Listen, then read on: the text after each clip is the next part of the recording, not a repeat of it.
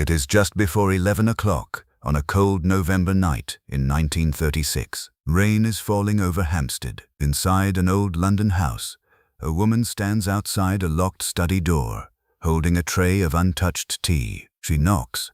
Once, twice. There is no answer. The man inside is known for his strict routines. He never allows anyone to disturb him after 9:30. Every night, he locks the same door, sits at the same desk, and works alone. But tonight, something is different. The fire is still burning, the lamp is still lit, and Edmund Vale is no longer moving. When the door is finally forced open, Scotland Yard finds a scene that seems impossible. A wealthy antiquarian is dead inside a room locked from within. The windows are secured. The fireplace is too narrow. Nothing appears stolen. There is no weapon, and there is no obvious way anyone could have entered or escaped. At first, investigators believe the locked door is the greatest mystery. They are wrong, because hidden somewhere inside that quiet room is the answer to a far more disturbing question. Asterisk, asterisk.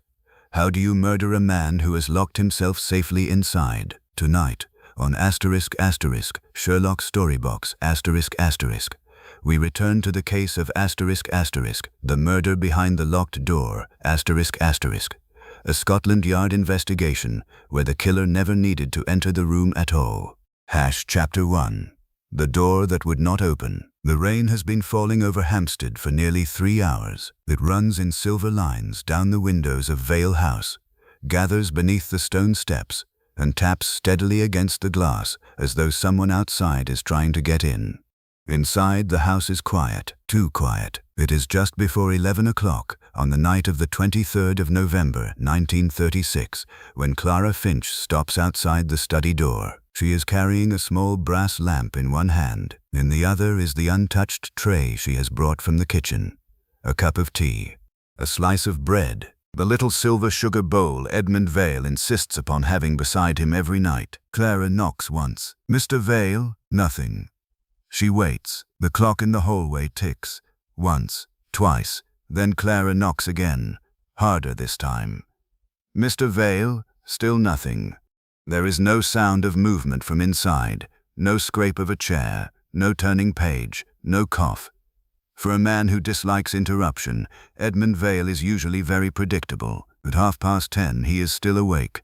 At 20 minutes to 11 he is usually finishing his reading. And by 11, Clara knows he will either be writing or sitting beside the fire with his spectacles low on his nose. Tonight there is only silence. She sets the tray down. Her fingers close around the handle. She tries it. The handle turns. The door does not open. Locked. Clara's expression changes. She knocks again. This time there is something almost frightened in her voice. "Mr. Vale?" Nothing. She turns toward the corridor. "Mr. Cole?" Her voice travels through the house. A moment later, heavy footsteps approach. Henry Cole appears from the rear passage, still wearing his work clothes. He is a large man of 51, broad through the shoulders, with a thick moustache and the permanently weathered face of someone who has spent years around machinery, engines, and cold weather. He looks at the door, then at Clara. "What is it?" He won't answer. Cole tries the handle. The door remains firm. Perhaps he's asleep. He never sleeps at this hour. Cole knocks. "Mr. Vale?" Nothing. The rain beats harder against the windows. Cole leans close to the door. For several seconds he listens. Then his face tightens. There is no breathing, no movement, nothing. He steps back. "We'll have to force it." They try the shoulder first. The old wooden door shudders but holds. Again. The frame groans. Again. On the fourth attempt, something cracks. The bolt gives way. The door swings inward. Clara remains behind Cole. Neither speaks. The study is exactly as it should be. That is what makes it wrong. The fire is burning low in the grate. A green-shaded lamp casts a pool of yellow light across the desk. Papers lie neatly arranged. A fountain pen rests beside an unfinished page. The curtains are drawn. The windows appear closed. And beside the desk, in his high-backed chair, sits Edmund Vale. He is 61 years old, thin and silver-haired, with a long, severe face that servants sometimes describe as intimidating even when he is perfectly calm. Tonight he looks almost peaceful. His head has fallen slightly to one side. His spectacles remain on his face. One hand rests upon the arm of the chair. The other lies near the desk. Clara takes one step forward, then stops. She has worked in Vale House long enough to know every sound the place makes. She knows the groan of the staircase, the rattle of the kitchen pipes, the cough of the boiler. She knows how Mr. Vale clears his throat when he is annoyed. She knows how he taps his fingers against the desk when impatient. She knows that he always folds his newspaper twice before placing it beside his chair. But she has never seen him this still. Mr. Vale? No answer. Clara moves closer. Her eyes fall upon his right hand. There is a tiny mark on the index finger, barely visible. A small dark puncture. She notices it. But in that moment, it means nothing. She reaches toward him, then pulls her hand back. "Don't touch him," Cole says quietly. The house seems to contract around them. A few minutes later, a constable arrives. The telephone has been used. Word is already moving toward Scotland Yard. By the time Detective Inspector Arthur Bellamy reaches Vale House in the early hours of the morning, the rain has weakened to a cold mist. Bellamy is 47, tall and lean, with a narrow face and grey beginning to show at his temples. He has spent 22 years in the Metropolitan Police, long enough to know that the first impression at a murder scene is often the most dangerous thing in the room. He removes his hat, looks at the body, looks at the desk, then the door.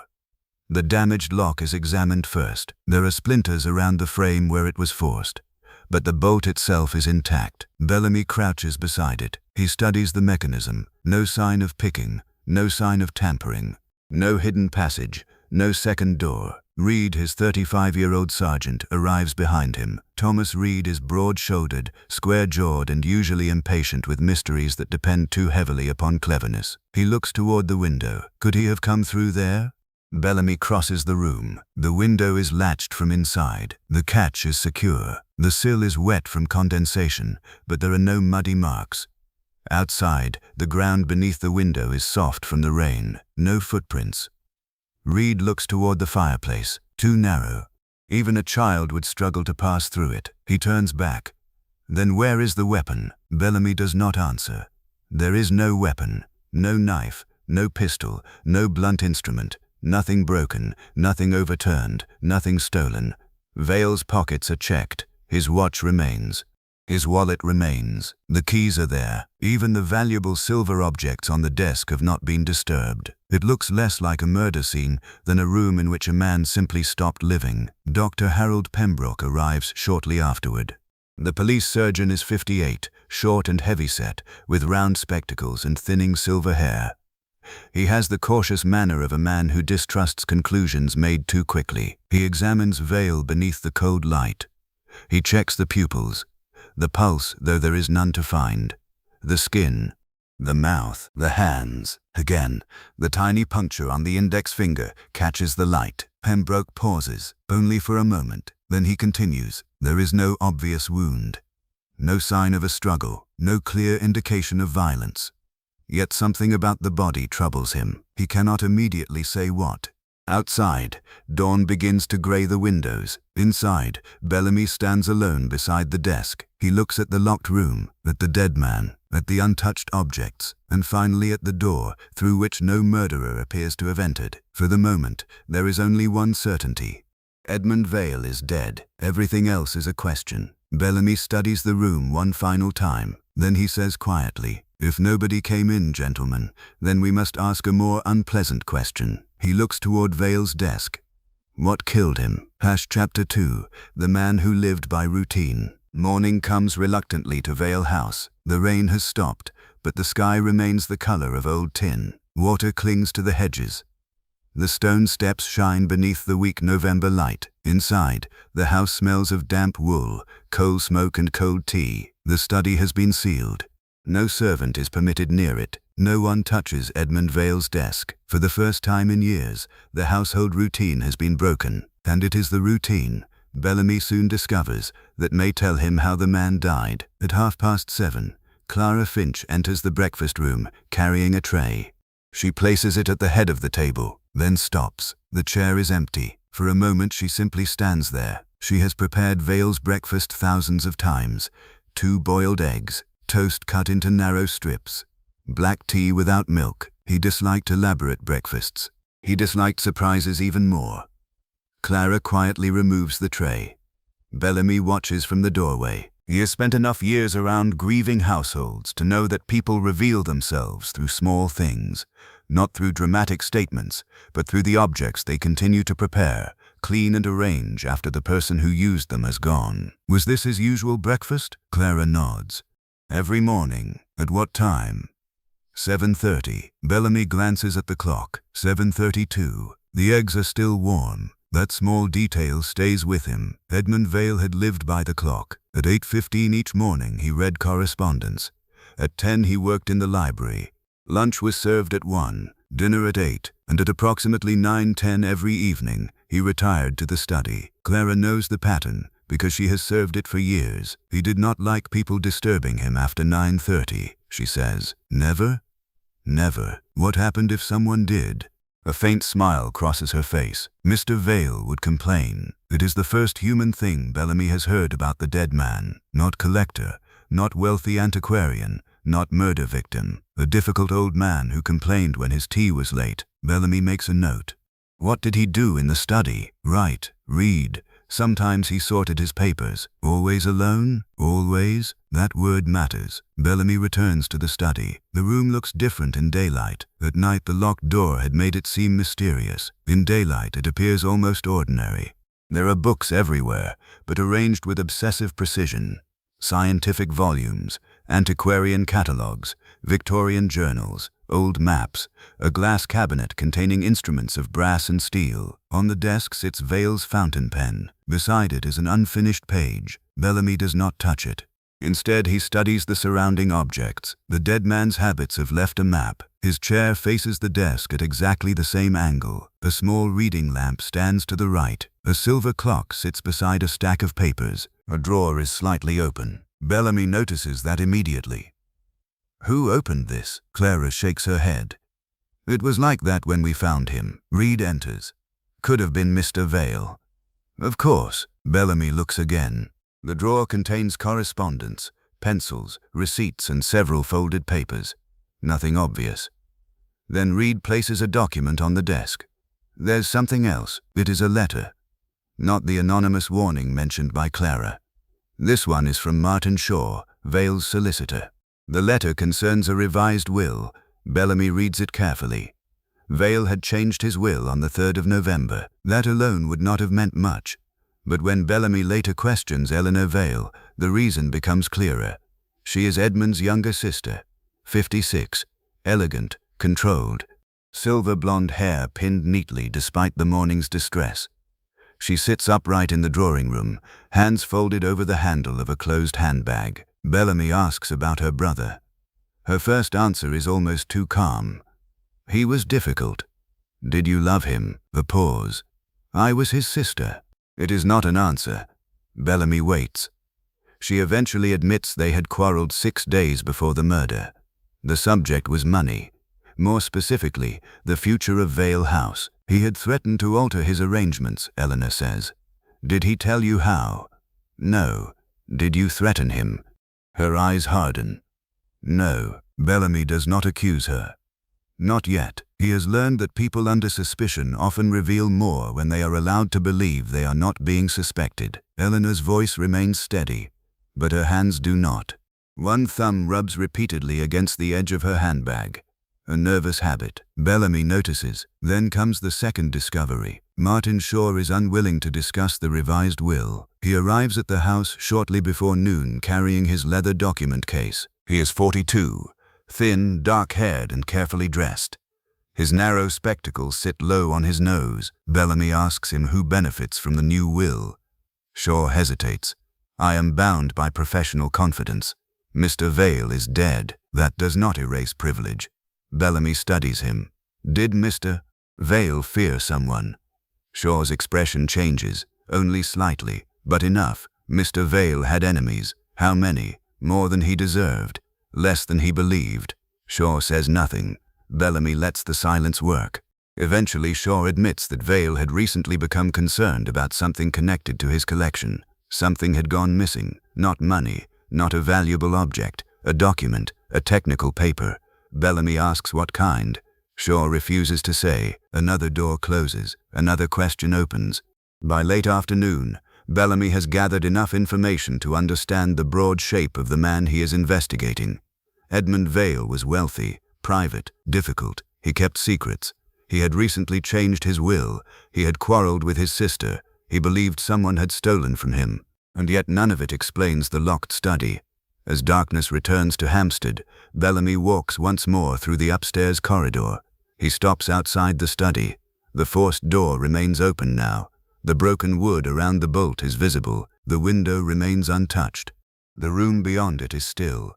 Bellamy remembers the tiny puncture on Vale's finger. He remembers Pembroke's silence. Then Clara approaches carrying a folded piece of paper. "I found this in the grate." Bellamy opens it. Most of the paper has been burned. Only a few words remain. Asterisk, asterisk, you have kept the door locked for years. The rest is blackened. Bellamy looks toward the study. Someone had written a warning to Edmund Vale. Someone had wanted him frightened or dead. He folds the fragment carefully. Then his eyes return to the door. The lock had been intact. The window had been secured. No weapon had been found. And now they knew that someone had been threatening the dead man before he ever entered that room. Bellamy stood silently in the corridor. The question was no longer simply how Edmund Vale had died. It was why someone had been waiting for him to lock himself in. Chapter 3. 4 people with 4 motives.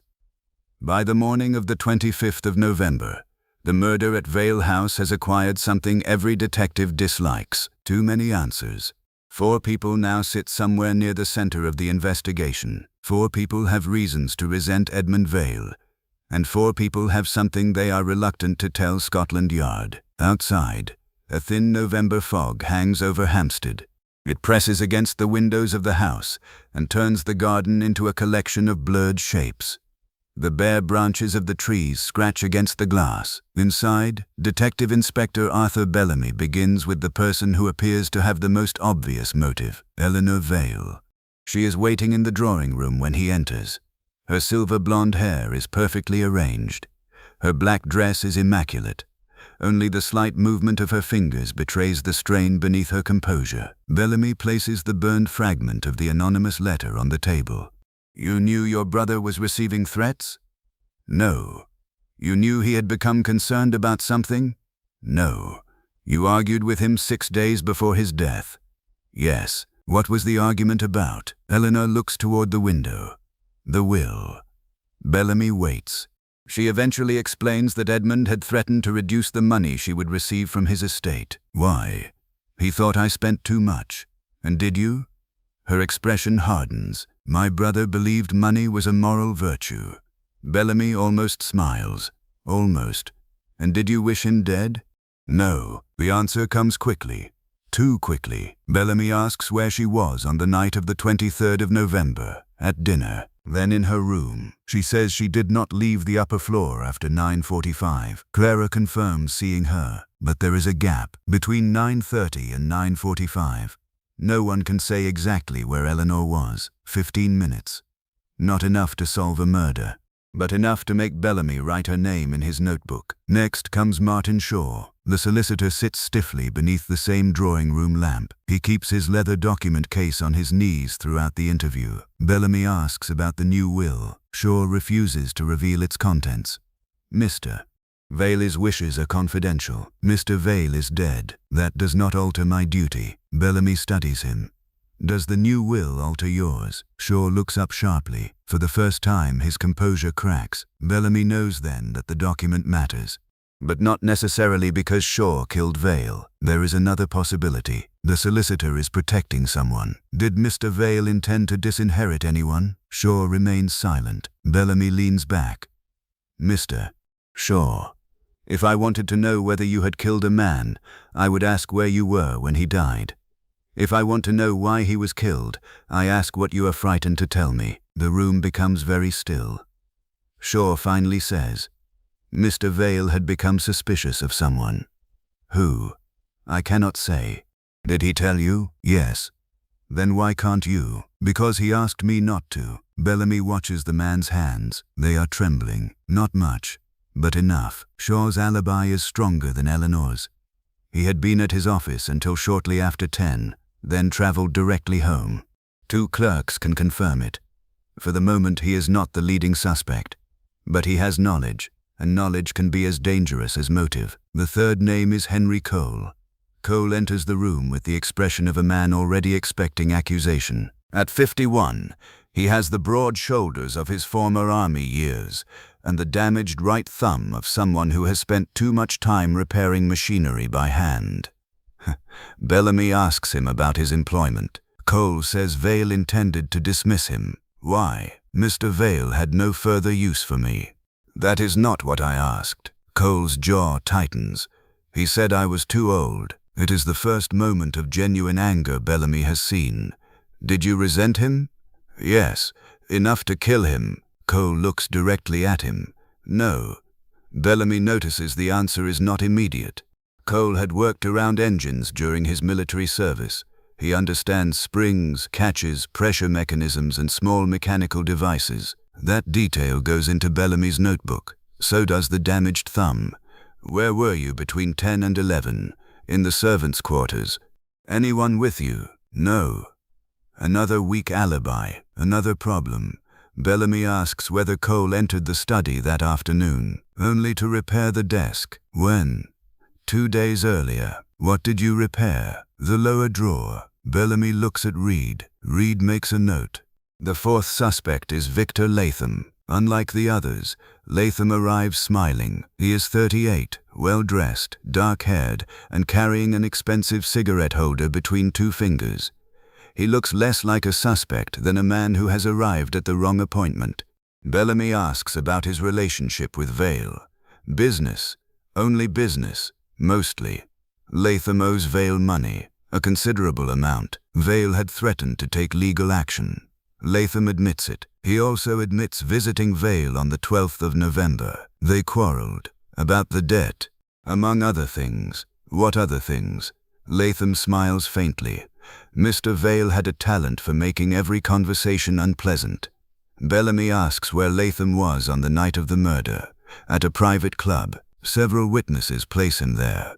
The alibi appears stronger than the others. Then Reed finds something. An invoice, dated the 10th of November. It records the sale of an antique mechanical writing instrument to Edmund Vale. The seller is Latham. Bellamy examines the invoice carefully. What was it? Latham answers after a pause. An old mechanical pen. Where is it now? I assume Mr. Vale had it, but it is not in the study. Bellamy searches the desk again. The fountain pen is there. The pencils are there. The papers are there. But the antique mechanical instrument is missing. That changes the atmosphere. A missing object in a locked room is no longer merely a missing object. It may be the weapon, or part of it. Bellamy orders the house searched again. Drawers, cabinets, waste baskets, fireplace, nothing. Then Clara remembers something. She had seen Vale using the object shortly after it arrived. He had shown it to her. It was unusual, she says. How? I don't know. Think. She closes her eyes. He said it was clever. Bellamy's gaze moves toward the study. A clever object, a missing object, a dead man, and 4 people with motives. By evening, Scotland Yard has built a provisional theory. Perhaps Latham supplied the weapon. Perhaps Eleanor provided the motive. Perhaps Shaw knows the secret. Perhaps Cole provided the mechanical knowledge. But there is still one fact that refuses to fit. The door. Whoever killed Edmund Vale had somehow arranged for him to die alone inside a room that was bolted from within. Bellamy returns to the study after midnight. The house is silent. He stands beside Vale's desk. His hand rests on the chair. Then he looks down. Something catches the light beneath the edge of the desk. A tiny scratch. Fresh. Bellamy crouches. He studies it. Not damage from the forced door. Not an old mark. Something has recently moved against the wood. He calls Reed. Together they examine the desk. The lower drawer is still slightly misaligned. The drawer Cole repaired. Bellamy slowly pulls it open. Nothing appears inside. Then Reed notices the empty space at the back. Something had once been fixed there. Something small, something mechanical. Bellamy says nothing. because now the missing object may not be missing at all. It may have been removed from the desk. And if that is true, someone did not merely know how to kill Edmund Vale. Someone knew exactly how his desk worked.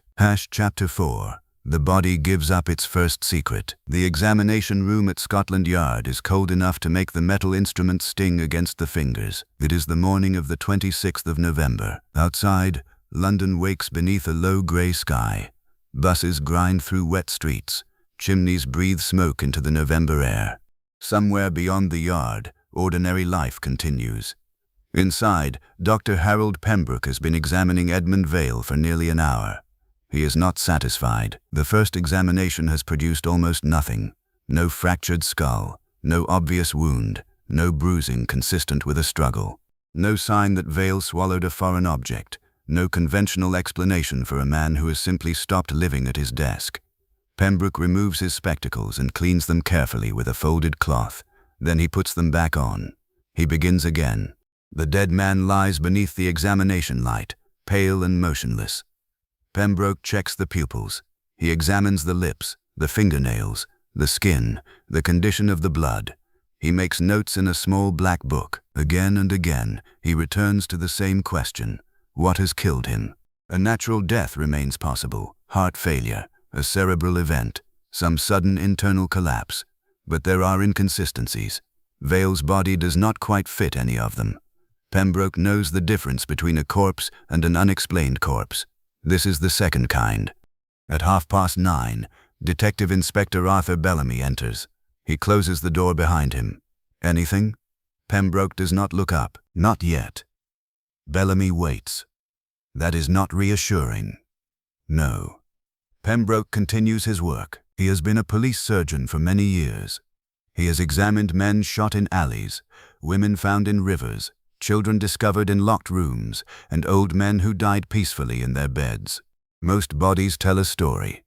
This one seems determined not to. Then Pembroke reaches the right hand. He turns it gently beneath the lamp. The fingers are long and thin. Vale's index finger catches the light. Pembroke pauses. There it is again.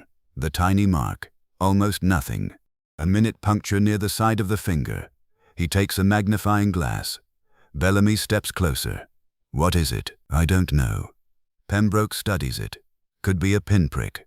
Could it have caused his death? At this stage, Inspector, I would not attach significance to a mosquito bite.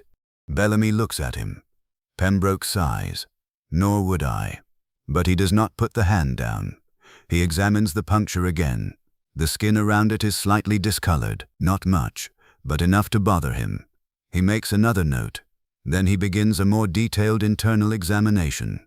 Samples are taken. Blood, tissue, stomach contents. Each specimen is labeled. Each is placed into a separate container. The process is slow. There is no dramatic revelation, no sudden confession from the body. Only method, measurement, comparison, patience. That afternoon, the first results arrive. There is no significant quantity of poison in Vale's stomach. Pembroke checks the report twice. Then a third time. Bellamy reads it. So he didn't swallow it. If there was poison involved, Pembroke replies. Bellamy looks at him. You think there was? I think his death remains unexplained. That is not quite the same thing, but it is close. The investigators now have a problem. If Vale was poisoned, where is the poison? His tea has been tested. Nothing conclusive. The food is clean. The stomach contains no unusual quantity of any lethal substance. The glass beside his chair is harmless. The room contains no bottle or vial that suggests deliberate poisoning, and yet the tiny puncture remains. Pembroke returns to it. He requests a microscope. The laboratory work begins. Under magnification, the wound becomes clearer. The puncture is extremely narrow, too narrow for a conventional needle used for injection. The edges show a slight reaction. Pembroke studies the surrounding tissue. He notices something else. There is a faint residue. Not enough to identify immediately, but enough to justify another test. Bellamy waits outside the laboratory while the analysis continues. Reed joins him. He has spent the afternoon investigating the desk, the lower drawer, the repaired wood, the strange scratch, the empty space where something appears to have been fixed. He looks tired. Still nothing. Bellamy says nothing. Reed leans against the wall. If that object was the weapon, why remove it? To make us look for a weapon. And if it wasn't, then we have wasted a day. Reed looks toward the laboratory door. You think Latham did it? I think Latham sold Vale something. Something mechanical. Yes. Something now missing. Yes. Reed lowers his voice. That sounds rather unfortunate for Mr. Latham. Bellamy's expression remains unchanged. Unfortunate is not guilty. Before Reed can answer, the laboratory door opens. Pembroke stands there. His face is different. Not frightened. Not excited.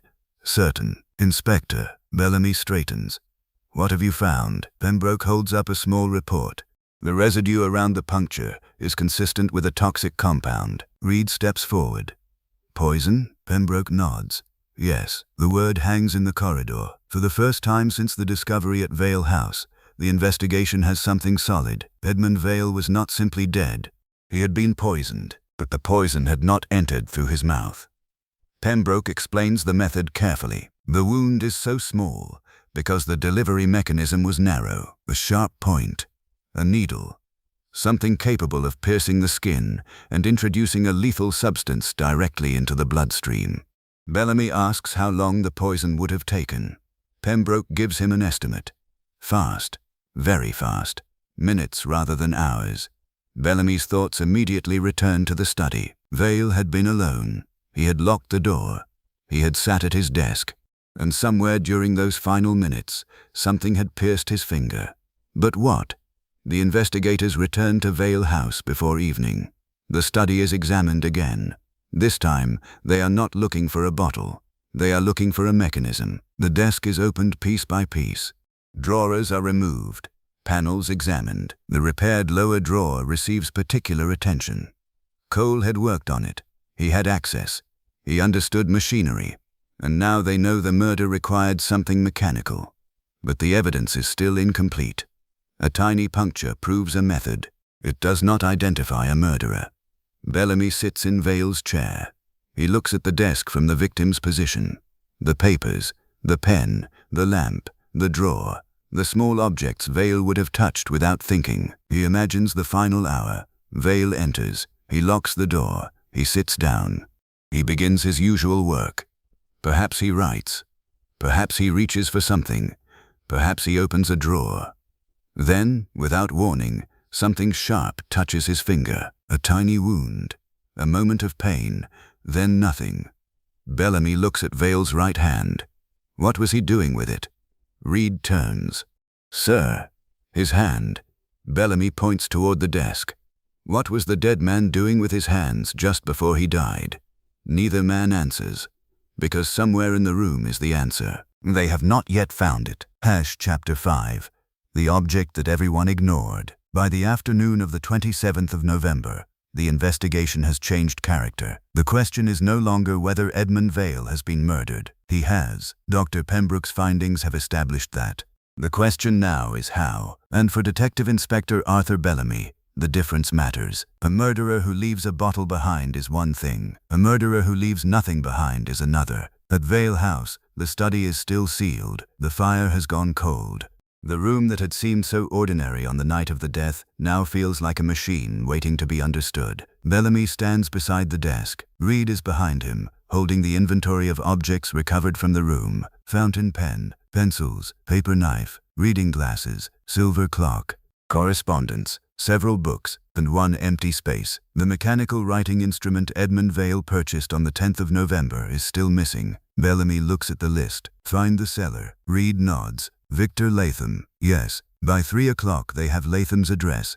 By 4 they are sitting opposite him. Latham appears irritated rather than frightened. He wears a dark suit and carries the same expensive cigarette holder he had brought to the earlier interview. Bellamy places the invoice on the table.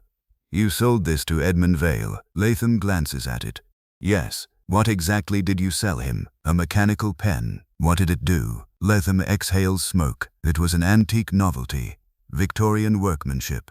A spring mechanism concealed within the body. Bellamy watches him carefully. Was it capable of causing injury? Latham hesitates. Not intentionally. That wasn't my question. Latham's expression changes. It had a small spring-loaded point. A needle? something resembling one.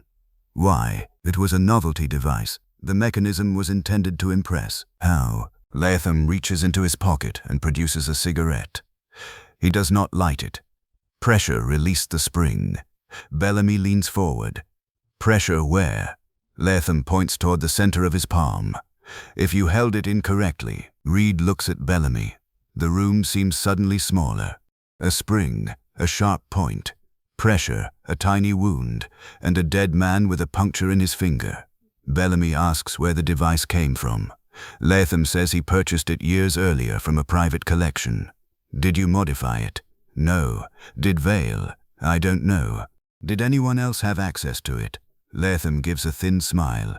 Mr. Vale owned half a museum. Everyone had access to something. Bellamy does not smile back.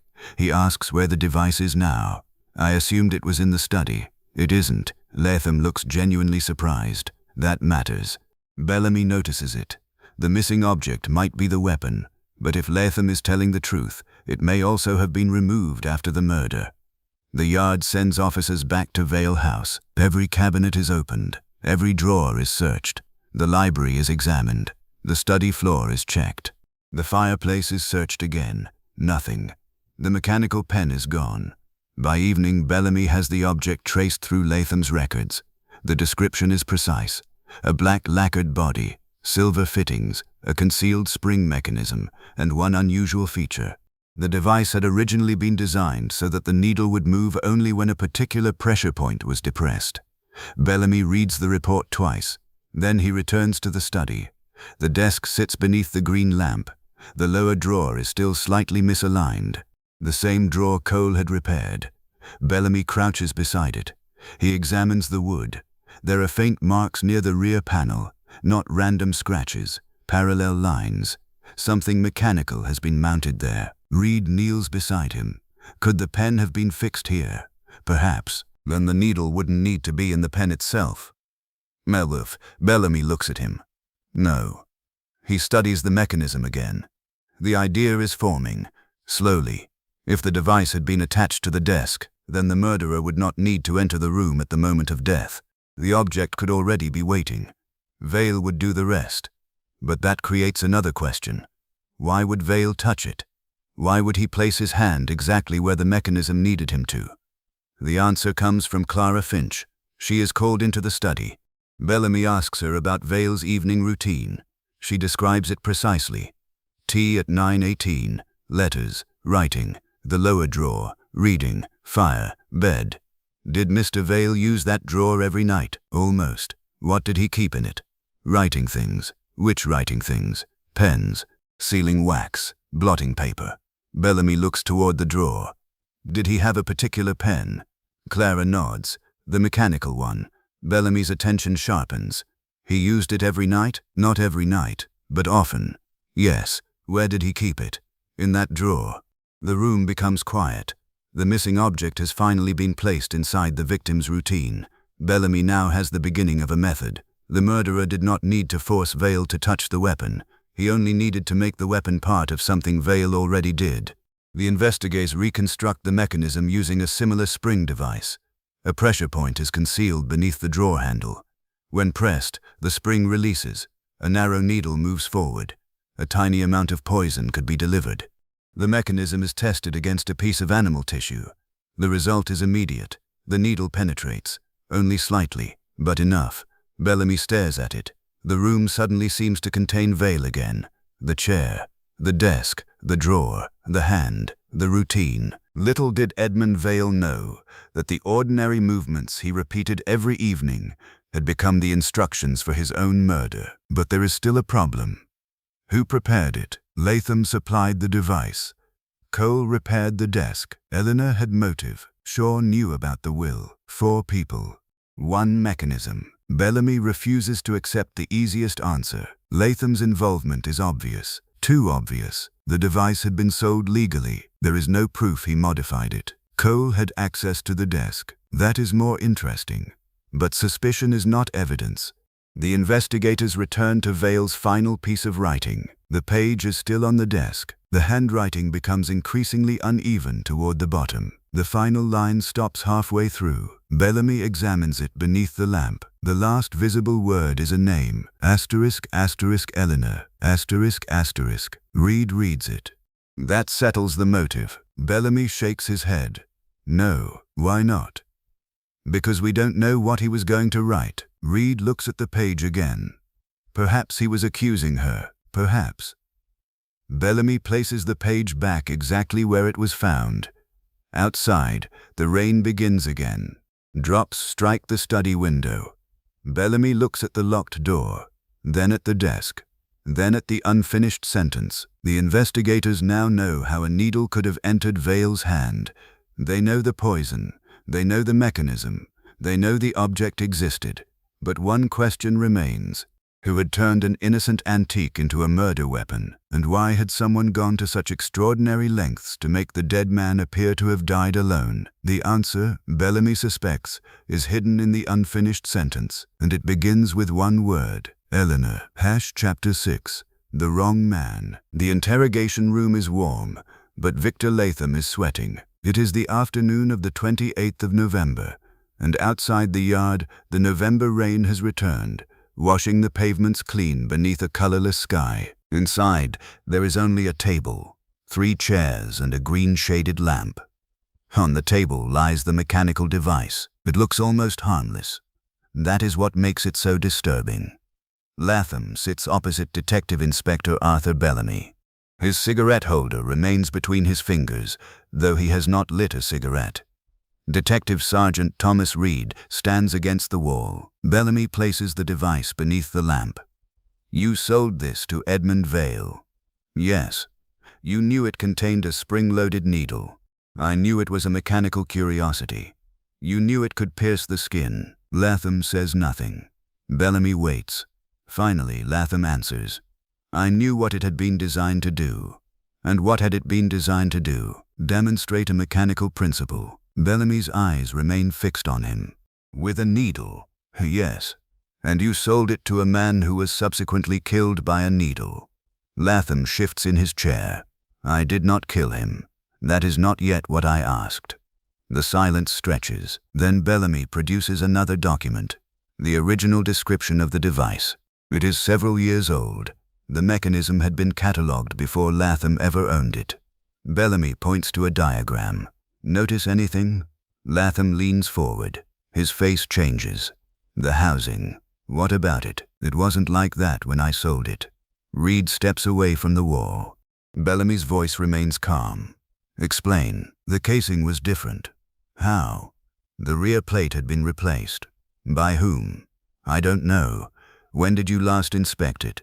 When I sold it. To Vale. Yes. Bellamy studies him. Latham's answer sounds genuine. That is inconvenient. The investigators have found the weapon, but the man who supplied it may not be the man who prepared it. A technician from the yard examines the device later that afternoon. The work is painstaking. The mechanism is dismantled. Every screw is photographed. Every spring is measured. The inner casing is inspected under magnification. The technician finds evidence of recent alteration. A small component has been replaced. The replacement metal is newer than the rest. Someone has modified the device, not decades earlier. Recently, Bellamy asks when. The technician cannot provide an exact date, but the alteration is clearly later than the original manufacture. The murderer has changed the instrument, and that means the murder was planned, not improvised. Bellamy returns to Latham. You didn't alter it. No. How can you be certain? Because I wouldn't know how. Yet you sold it. Yes. To Vale. Yes. Bellamy leans forward. Then who changed it? Latham looks down at the device. I don't know. For several seconds nobody speaks. Then Bellamy asks the question that matters. Who knew Vale's habits? Latham looks up. I suppose his servants. Who else? His sister. And?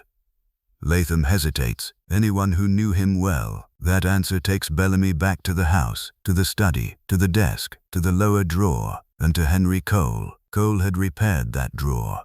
He had the mechanical knowledge. He had the opportunity. But opportunity is not proof. Bellamy refuses to make the mistake of turning suspicion into certainty. The yard examines the mechanical device for fingerprints. Several impressions are recovered. None is complete enough to identify a murderer. One belongs to Vale. Another is consistent with Latham's handling of the object. A third is too damaged to establish anything. No decisive print, no confession, no simple answer. Latham is released, but not cleared. By evening, the investigation has taken an unexpected turn. Bellamy returns to Vale's study. The unfinished page still lies beneath its protective cover. The word remains. Asterisk, asterisk, Eleanor. Asterisk, asterisk. Reed stands beside him. You were right not to arrest Latham. I was right not to arrest anyone. Reed points to the page. Then what do we make of that? Bellamy reads the line again. The handwriting is Vale's. The final word is unmistakable. Eleanor. But there is something beneath it. A faint indentation. Bellamy notices it when the paper is held beneath a strong lamp. Another sheet had been resting on top when Vale wrote. Pressure from the pen has left a partial impression. Bellamy asks the laboratory to examine it. The paper is carefully angled beneath the light. Letters emerge. Not clearly, but enough. The writing appears to read, Eleanor's room. Reed stares at it. Then he was accusing her. Bellamy shakes his head. Not necessarily. What else could it mean? A location. The possibility changes everything. They search Eleanor's room. The search produces nothing immediately suspicious. No poison, no mechanical parts, no hidden weapon, no incriminating correspondence. Eleanor watches from the doorway as officers examine her belongings. She is pale now, not frightened, Bellamy notices. Angry. There is a difference. At the bottom of an old cabinet, however, Reed discovers a photograph. It is badly faded. The edges have begun to curl. Bellamy takes it carefully. There are two men standing outside what appears to be a private laboratory. One is Edmund Vale. The other is a younger man Bellamy does not immediately recognize.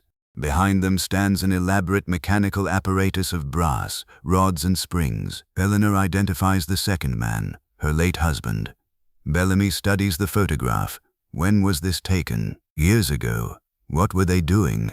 I don't know. You must have known. She looks away. My husband was an engineer. Bellamy turns the photograph over. There is writing on the back, a date, and beneath it a brief notation in Vale's handwriting. Asterisk, asterisk, experimental pressure mechanism. Bellamy reads it twice. The apparatus in the photograph has the same basic principle as the murder device.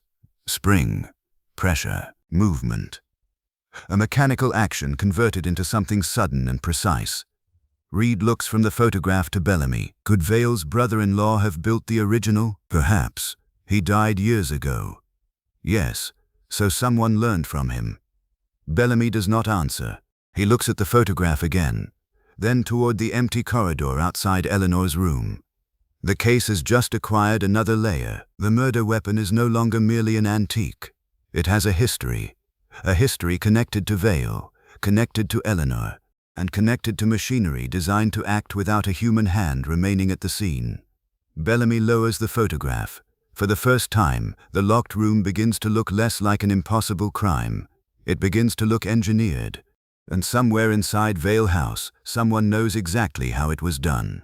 Chapter 7. The locked room was a distraction. By the evening of the 29th of November, the study at Vale House has become a room full of theories. The fire has been extinguished for days. The curtains remain drawn. The desk stands beneath its green-shaded lamp, its surface preserved almost exactly as Edmund Vale left it. Yet the longer Detective Inspector Arthur Bellamy studies the room, the less he trusts the obvious explanation. A locked door, a dead man, a missing mechanical instrument, a poisoned finger. It should be enough, but it is not. Bellamy has learned, over 22 years with the Metropolitan Police, that a complicated crime does not necessarily require a complicated answer. Sometimes the complication is the point. Someone wants the police looking in the wrong direction, and the locked door may be doing exactly that. At 11 o'clock that night, Bellamy enters the study alone. The house is quiet. Clara Finch has retired to the servants' quarters. Eleanor is upstairs. Martin Shaw has gone home. Henry Cole is somewhere below stairs.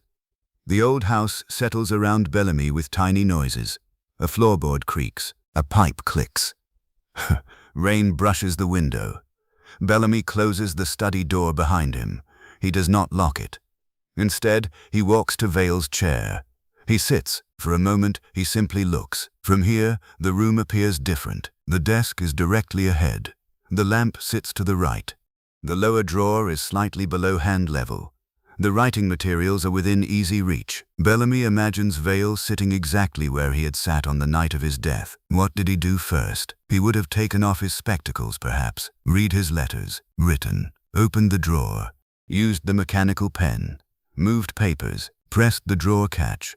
Routine. That word has been appearing repeatedly in Bellamy's notes. Routine. Vale's routine had been known to everyone in the house. But the murderer had needed more than knowledge. The murderer had needed predictability. Bellamy rises. He examines the lower drawer. The repair work is subtle. Cole had done it 2 days before the murder. Bellamy remembers that now. The drawer was sticking. Cole repaired it. Afterward, Vale continued using it. Bellamy pulls the drawer open. Nothing. He removes it completely. Reed enters carrying a small case of tools. Anything? Not yet. Bellamy places the drawer on the desk. They examine the rear panel. The scratches are still visible. Parallel, regular, mechanical. Reed runs a finger near them. Something was attached here. Yes. Could it have held the device? Bellamy nods. But there's something we still haven't answered. What? Why did Vale have to activate it himself? Reed looks at him. Bellamy points toward the desk. If the murderer had simply wanted him dead, there were easier methods. Unless the murderer wanted the room locked. Exactly. The two men stand silently. The idea is beginning to take shape. The murderer did not merely need to kill Edmund Vale. The murderer needed to create the appearance that nobody could have killed him. That meant the victim had to be alone. He had to lock the door. He had to remain inside, and whatever killed him had to happen after that. Bellamy looks toward the door. The broken frame from the forced entry is still visible. He imagines the police arriving, the locked door, the bolted window, the empty fireplace. Every investigator's attention would naturally go there. How did the killer get out? But perhaps that is the wrong question. Perhaps the killer never went in. Bellamy turns. The door isn't the mystery. Reed watches him. No. He points toward the desk. The desk is. They reconstruct the mechanism again. A pressure point, a spring, a needle, a dose of poison. It is possible, but possibility is not proof. Bellamy needs to know who could have installed it. The answer lies in the repair. Henry Cole. Cole had entered the study.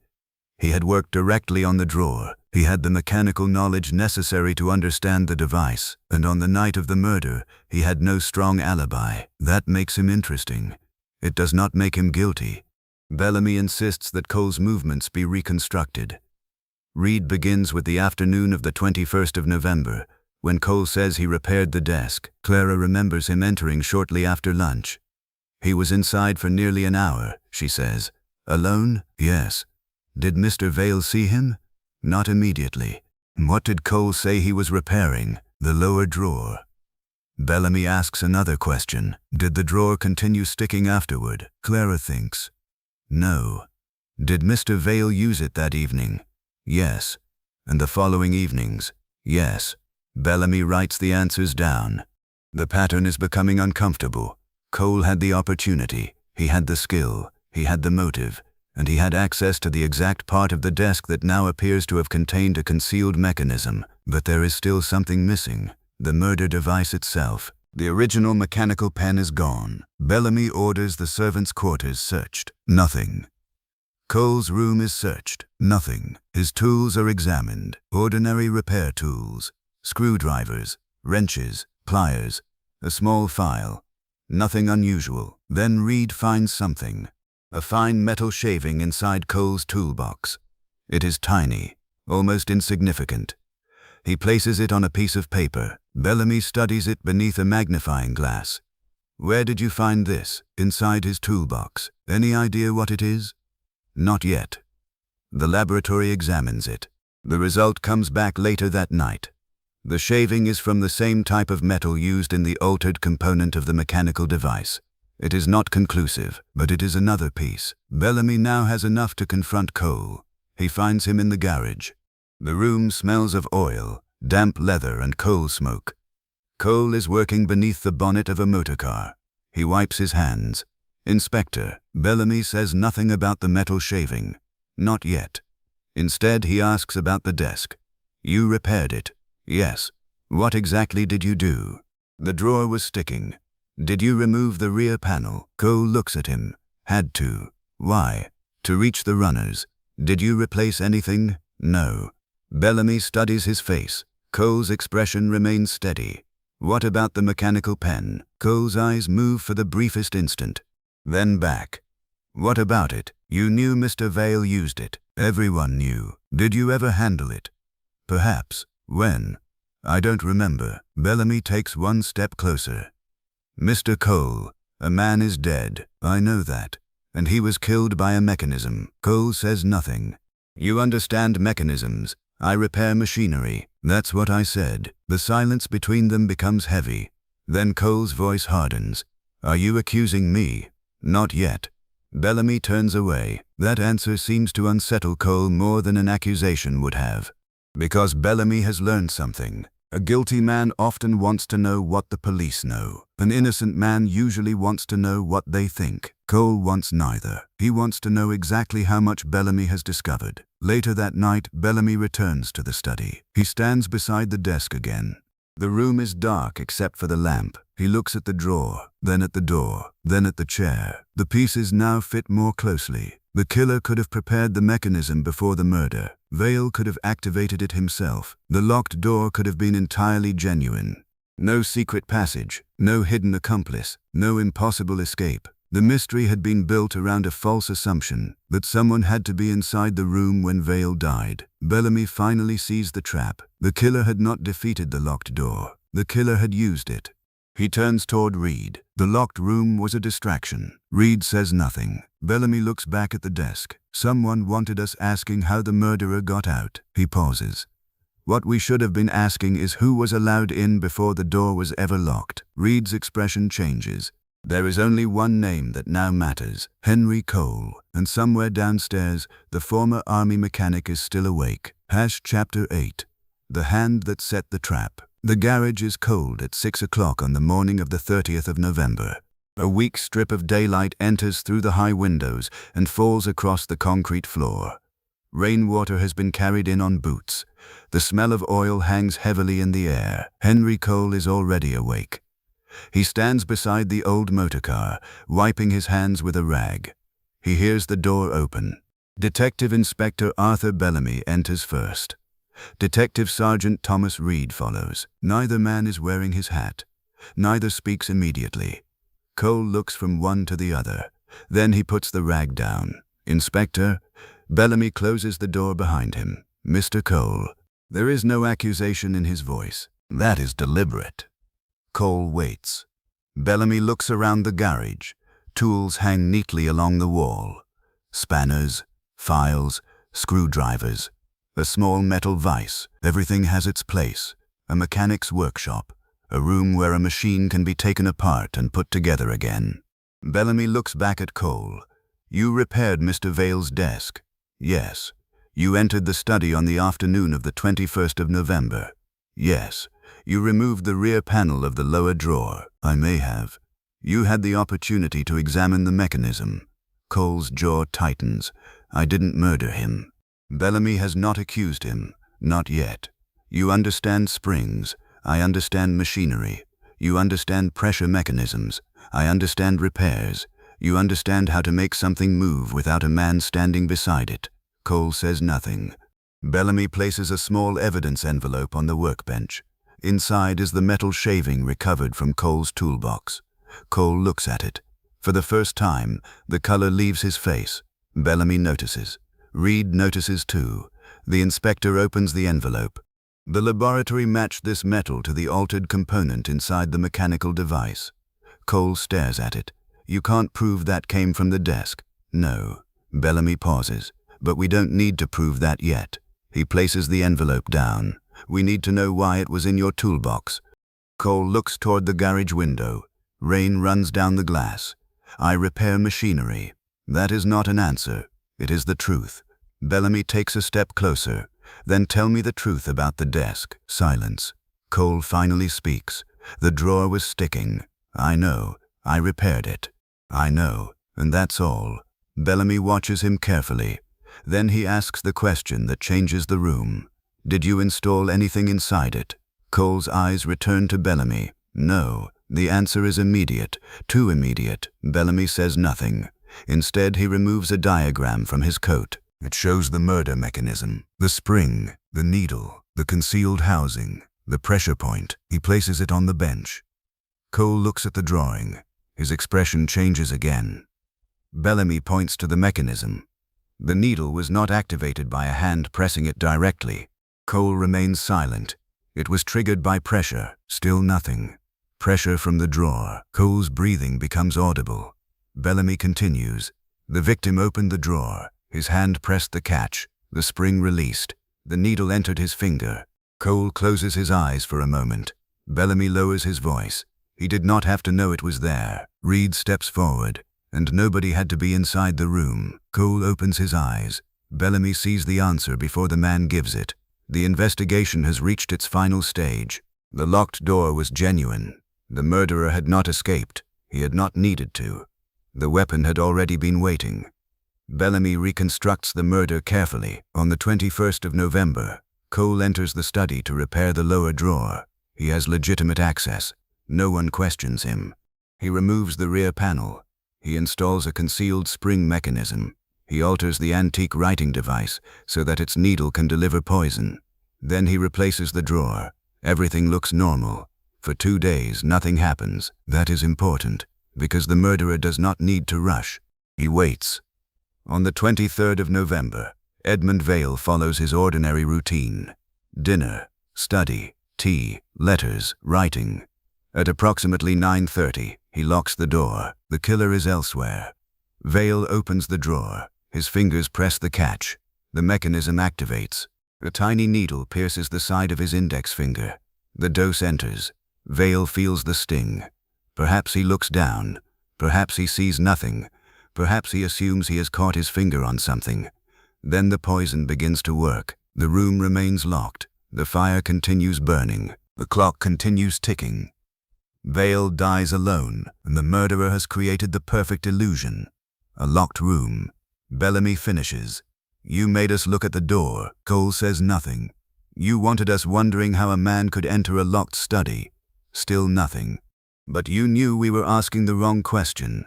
Bellamy points toward the diagram. The door was never your problem. Cole's face has become rigid. The desk was. For several seconds, the only sound is rain. Then Cole says quietly, "You don't know why." Bellamy's expression changes. "No." "Then you don't know everything. Tell me." Cole looks down at his hands, the damaged right thumb, the hands that have repaired engines, the hands that have handled tools for decades, the hands that may have prepared the mechanism that killed Edmund Vale. Cole speaks slowly. "Vale destroyed a man's life." Bellamy waits. "My friend, Samuel Price." The name means nothing to him. "Not yet," Cole explains. Years earlier, Vale and Price had worked together on an engineering project, a mechanical design, a pressure system. Vale had taken credit for the work. When money disappeared from the project accounts, Price was blamed. He lost his reputation, his business, eventually his health. Cole had known the truth, but he had been unable to prove it. Bellamy remembers the photograph from Eleanor's room, Vale standing beside the mechanical apparatus, Eleanor's late husband nearby. The same world of engineering, the same principles, the same machinery. Cole had not forgotten. Then came the final discovery. Vale had recently decided to confess.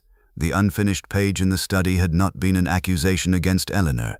It had been the beginning of a note concerning her room. Evidence, old evidence, something Vale intended to reveal. Cole discovered this and understood what it meant. If Vale confessed, Samuel Price's name would be cleared. But Cole would lose the opportunity for revenge, so he acted first. Bellamy asks the final question. "Did you write the anonymous letter?" Cole looks at him. For a long moment he says nothing. Then, "Yes," the words are barely audible. "You warned him. I wanted him frightened." And when he wasn't, Cole's eyes fill with something that is not quite anger, something older. "I knew his habits." Bellamy looks toward the rain-dark window. That was enough. Cole finally breaks. Not dramatically. There is no theatrical confession, no shouting, Only a man who has run out of places to hide. He admits preparing the mechanism. He admits obtaining the poison. He admits removing the altered device afterward. He admits returning the room to normal. And he admits that the locked door had been part of his plan from the beginning. Bellamy listens until the confession is complete. Then he looks at Cole. "You didn't need to be in the room." Cole lowers his head. No, that single word seems to settle the entire case. But one question remains, the unfinished sentence, the word written on Vale's final page, Eleanor. Bellamy takes the page from his case. He looks at it again. There is still something he does not understand. If Vale was preparing to confess the truth about Samuel Price, why had he begun by writing Eleanor's name? The answer is waiting on the final page, and Bellamy has not yet read it.